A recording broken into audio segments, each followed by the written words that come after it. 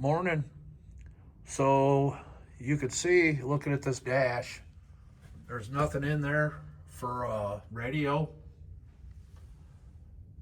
So what I'm going to do is there's a piece that fits across this top right here to kind of hide the wipers, and I'm going to install it right in the middle, right here. So it'll kind of be at a downward angle, but that should be okay because the driver should be able to see it okay. There's just not a lot of options to put radio in here. And the one thing I don't really like on this radio is it has a reverse camera.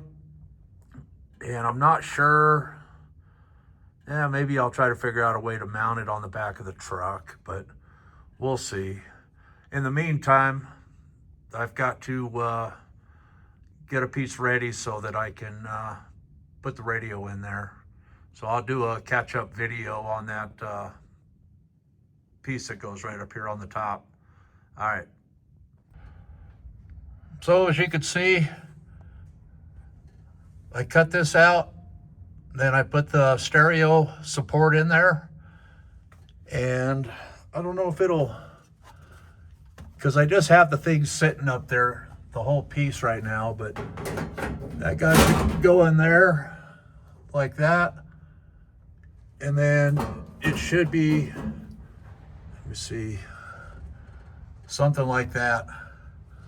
So it'll kind of be down at an angle once it's in there, but I think with the driver sitting right here, I think that's probably a pretty good view.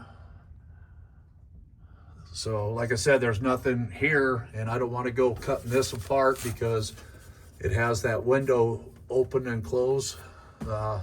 I don't know what you want to call it, but anyways, that's where that guy's going to go, right between the wiper motors. Cool.